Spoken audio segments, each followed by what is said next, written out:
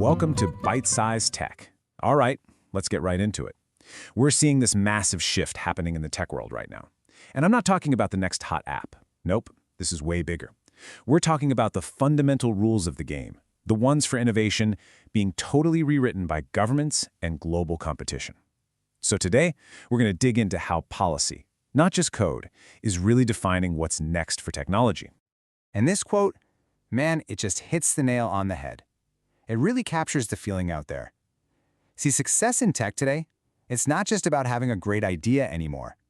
It's about playing this high-stakes game where a single policy decision can create this massive gap between the winners and everyone else. Okay, so here's the plan. First, we'll look at the big picture, this new world order in tech. Then we'll dive right into the front lines, chips and AI. After that, we'll see how the rulebook is being rewritten for everything. And finally, we'll connect all the dots to see how investors are placing their bets in this new reality. All right, so let's set the stage here. For what feels like forever, tech was this borderless world of pure innovation, right? Well, that's just not the case anymore. To really get what's happening today, you gotta follow the paper trail, the policies being written in Washington, in Beijing, and Brussels. That's where the real action is. And this right here is the key takeaway. Technology, everything from the AI we're all talking about to the tiny little chips in our phones. It's not just business as usual. It's now a primary battleground for national security and economic power. National interests are now the ones steering the ship, and they're deciding who gets to build what and where they get to build it. And you know what? There is no better example of this than the crazy fight over semiconductors. These are the tiny silicon brains that power our entire digital world. And this is where the geopolitical battle gets very, very real, and it's happening fast. So the latest shot fired comes from the U.S. Commerce Department. They just pulled the plug on these waivers that used to let South Korean giants, we're talking Samsung, SK Hynix, bring U.S. chip-making gear into their huge factories in China. This is a major change in policy. So what's the logic here? What are they trying to do? Well, officially, the stated goal is all about leveling the playing field. The Commerce Department is basically saying, hey, foreign companies shouldn't get benefits that American firms don't get, like using American tech to upgrade their facilities in China. It's a very loud and clear signal about where U.S. industrial policy is headed. But what's really interesting is how surgical this is. Check it out. The goal is to stop any new tech upgrades and to block any expansion of chip making in China. But, and this is a big but, it doesn't stop companies from just maintaining the equipment they already have. So it's not a total blockade. Think of it more like a very targeted cap on any future growth. Okay, let's switch gears and talk about the next front line, artificial intelligence. I mean, it feels like everyone is jumping in, right? It's a gold rush. Sales are through the roof. But as we're about to see, winning in this AI gold rush, well, it's a lot more complicated than just selling pickaxes and shovels.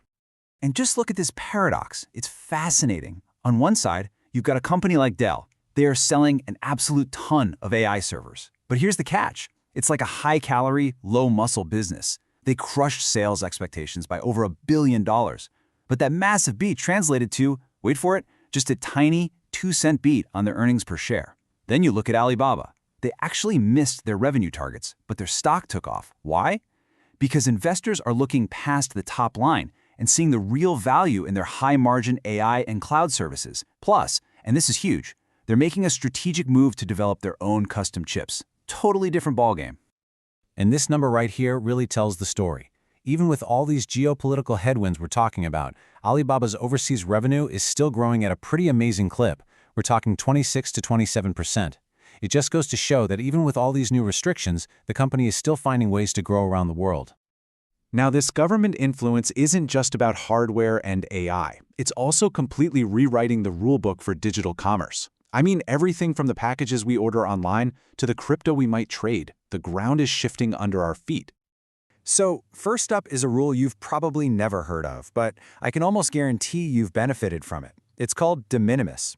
For years, this little provision allowed any package valued under $800 to come into the US completely tariff-free. This was basically the secret sauce, the engine behind the crazy growth of sellers on platforms like Temu and Shein. And I mean, just look at this growth. It's insane. What was a pretty minor rule worth maybe a few $1 billion back in 2018 just exploded into a $60 to $70 billion superhighway for goods, mostly coming from China. And that massive scale is exactly why it ended up on policymakers' radar. So now, that loophole is closing, and the impact is going to be immediate. We're talking smaller sellers really struggling to stay afloat. Prices for consumers are probably going to go up, and companies are now being forced to move their fulfillment operations onshore, right into the US. Okay, so at the very same time, the rules for physical stuff are getting tighter. The rules for digital assets are, well, they're finally being written. After years of basically the Wild West, the U.S. Securities and Exchange Commission, the SEC, has launched something called Project Crypto to try and bring some much-needed clarity to the space. And the central question, the one everyone wants an answer to, is which of these digital assets are actually securities? And to figure that out, the SEC is dusting off this decades-old framework called the Howey test. Basically, it boils down to this. If you invest money in a common project with the expectation of making a profit from the efforts of somebody else, then it's probably a security.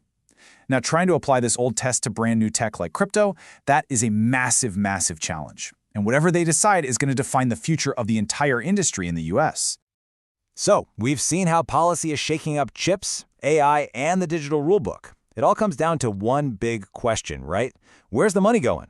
So let's take a look at how investors are trying to play this new game. And the first thing that just jumps out at you is this extreme concentration of capital. I mean, look at this. In the secondary market, that's where investors trade shares of private startups. Over 90% of all the trading volume is in just the top 20 companies. That tells you everything you need to know. In a world full of uncertainty, investors are running for the safety of the big, established names. And yeah, $61 billion sounds like a huge number, but let's put it into perspective. That's only about 2% of the total value of all the private unicorn companies out there. So the secondary market is this vital escape valve for getting some liquidity, but it's still a pretty small one, and it really only benefits that handful of companies at the very top. So, where is all that concentrated money actually flowing? The trend is crystal clear. Capital is following policy. The sectors getting all the love are the ones that are perfectly aligned with government priorities. We're talking AI, crypto and fintech, defense and security.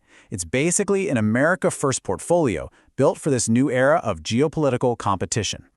And all of this brings us to our final and I think most critical question. For so long, we just kind of assumed that innovation was written in code by engineers out in Silicon Valley. But now it feels like it's increasingly being written in legislation by policymakers in capitals all around the world. The next great innovator might not even be a founder. It could be a regulator. Something to think about. If you enjoyed the episode, please like, comment, share, and subscribe.